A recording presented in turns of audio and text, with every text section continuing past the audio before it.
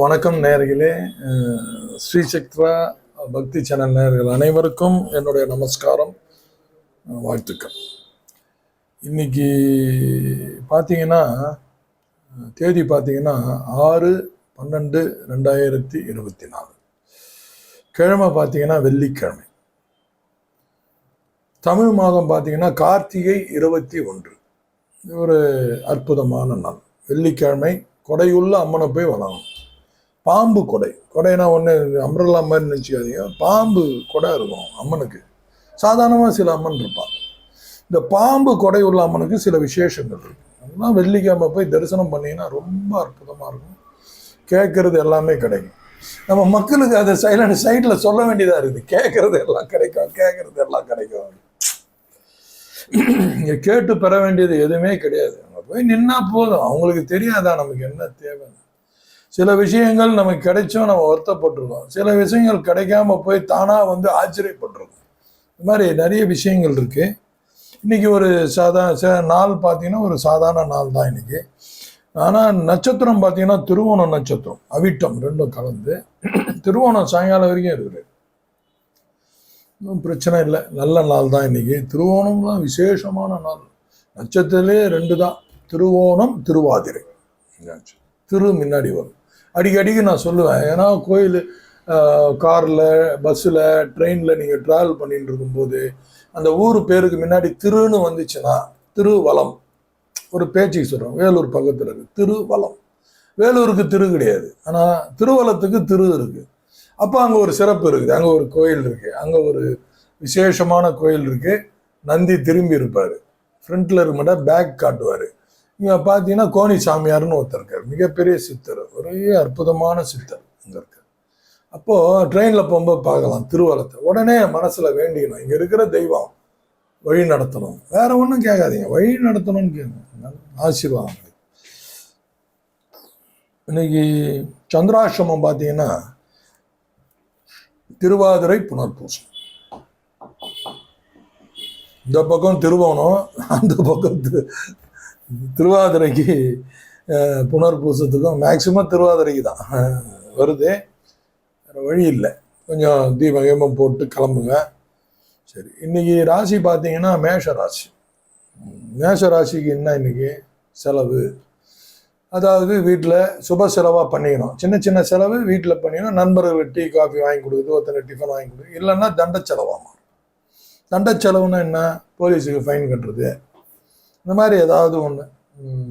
அதனால் எந்த யூஸும் இருக்காது. நம்மளும் சில தப்பு பண்ணியிருப்போம் அதுக்கு. அதனால தான் அது வருது. நம்ம கரெக்டாக லைனுக்கு முன்னாடி இருந்தால் வருமா, லைனை தாண்டவே நம்ம கேஸ் போடுறோம். அந்த மாதிரி ரிஷபராசி நேயர்களுக்கு பார்த்தீங்கன்னா பாராட்டு. இன்னைக்கு ஒரு அற்புதமான ஸ்மார்ட் ஒர்க் இருக்கும். எல்லாருக்கிட்டையும் ஒரு நல்ல பேர் கிடைக்கும். எல்லாருமே ஒரு சந்தோஷப்படுவாங்க. நல்ல விஷயம்.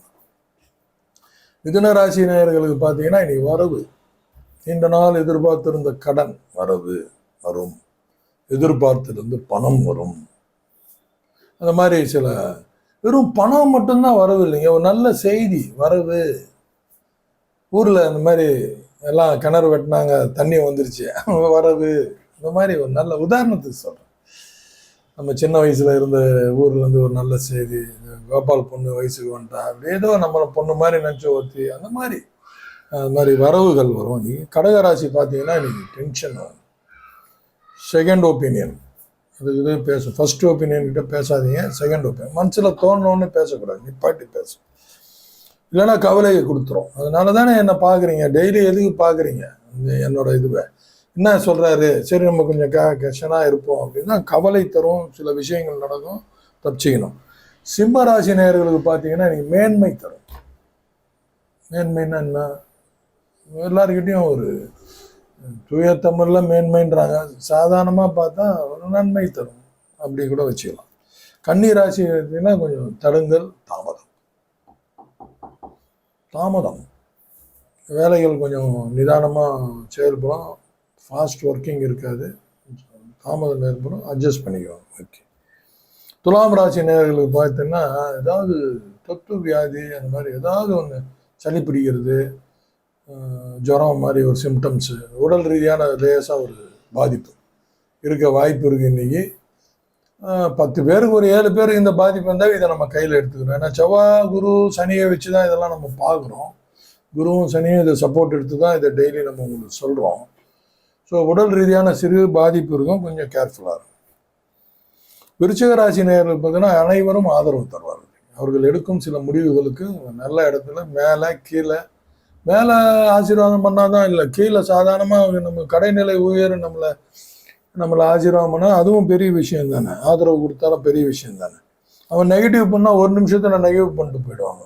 மேல் அதிகாரிகிட்ட போய் யாரும் பேச முடியாது, கீழே இருக்கிறவங்ககிட்ட எல்லாரும் பேசுவாங்க.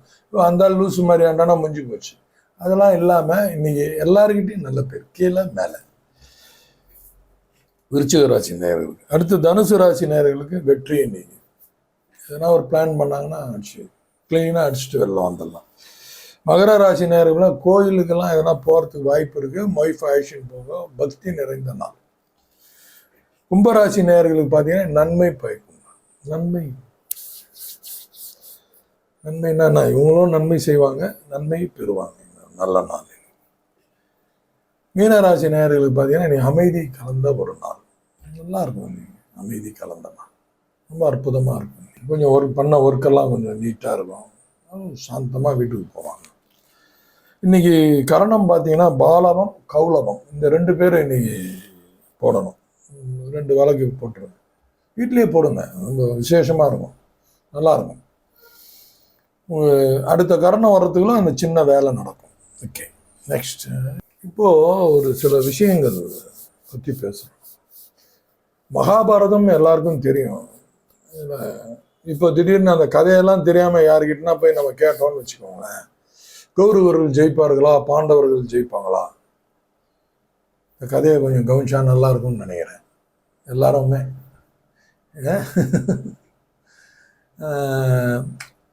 ஏன்னா இங்கே 100 பேர், இங்கே 5 பேர் தான். அப்போ யார் ஜெயிப்பாங்க? சும்மா சிம்பிளாக ஒரு கணக்கு போடுங்க, கால்குலேட்டர் வச்சு கணக்கு போட்டால் கூட இவங்க தான் ஜெயிப்பாங்க. 5 பேர் இங்கே 2 பேர் செத்தா கூட 20 பேர், மீதி 80 பேர் இருக்கிறாங்கல்ல. ஆனால் கதையை கேட்காம, ஆனால் இப்போ எல்லாருக்கும் கதை தெரியும், பாண்டவர்கள் தான் ஜெயிப்பாங்க, அவங்க நியாயம் பண்ணுறாங்க. இன்னைக்கெல்லாம் நியாயம் பண்ணுறவங்க எங்கே ஜெயிக்கிறான்? பாவம், எல்லாம் ஓரமாக உட்காந்துன்னுக்கிறாங்க. அநீதி பண்ணுறவங்க ஜெயிச்சு மேலே போயிடுக்கிறாங்க. இந்த உலக வாழ்க்கையில் நம்ம பார்க்குறோம். ஆனால் இந்த 5 பேர் ஜெயிச்சதுக்கு காரணம் என்னைக்காவது யோசிச்சு பார்த்துருக்கீங்களா? ஒரு விஷயம் அங்கே இருக்கு. அந்த தெய்வீக சக்தி பாண்டவர்கள்கிட்ட இருந்து, கௌரவர்கள்கிட்ட அந்த தெய்வீக சக்தி, இந்த தெய்வீக சக்தி வழி நடத்துது. தெய்வீக சக்தி வழி நடத்தும் போது எல்லாமே தவிடு பொடியாகி ஓடி போயிடும். இவன் தான் ஜெயிக்கும். Miracle happens with God gift. ஒரு அற்புதங்கள் நடக்கணும்னா அவனுக்கு தெய்வ சக்தி கூட இருக்கும். அதனால எங்கு நியாயம் தர்மம், இங்கே நியாயம் தர்மம்னா நான் என்னென்ன சொல்கிறேன் வரேன்னா, ஒரு அடுத்தவங்களுக்கு டிஸ்டர்ப் இல்லாமல் இன்னைக்கு எப்படி ஆகிப்போச்சுன்னா உலகம், அடுத்தவனுக்கு நம்ம நல்லதே செய்வேனா, நல்லதும் செய்வேனா, எதுவும் கெட்டது செய்யாமல் அவனை இதுவாக பேசாமல் நம்ம ஒதுங்கி போனாவே இன்னைக்கு தர்மம் சாமி நம்ம கூட இருக்கும். கலியுகம்ல இன்னைக்கு. அதனால அதுதான் நடக்கும். அந்த மாதிரி வாழ்ந்தாவே போதும். யார் பேச்சு கெட்டதுன்னு நினைக்காம, கெட்டது யாருக்கும் செய்யாம, நம்ம உண்டு நம்ம வேலை உண்டுந்தாவே யார் தவறு செய்யறதோ நமக்கு வந்து சேரவே சேராது. இதை ப்ராக்டிஸ் பண்ணி பாருங்க. அந்த தெய்வீக சக்தி உங்க கூட இருக்கிறது உணர்வீங்க. ஏதோ ஒரு வேலைக்கு போனீங்கன்னா அவன் வந்து முன்ன நிற்பான். இதெல்லாம் வந்து தெய்வீக சக்தி இருக்கும்போது. அதனால பலம் ஜெயிக்குமா பக்தி ஜெயிக்குமான்னு பார்த்தா பக்தி தான் ஜெயிக்கும், பலம் தான் ஜெயிக்கும், ப்ரேயர் தான் ஜெயிக்கும். எனிவே, சின்ன விஷயம்தான் இது. எப்படி ஏற்றுக்கணுமோ நீங்கள் தான் ஏற்றுக்கணும். எல்லாம் வல்ல இறைவனை இந்த நாள் சிறப்பாக இருக்கணும்னு எல்லாம் வல்ல இறைவனை வேண்டுகிறேன். ஆயுஷ்மான் பவன்.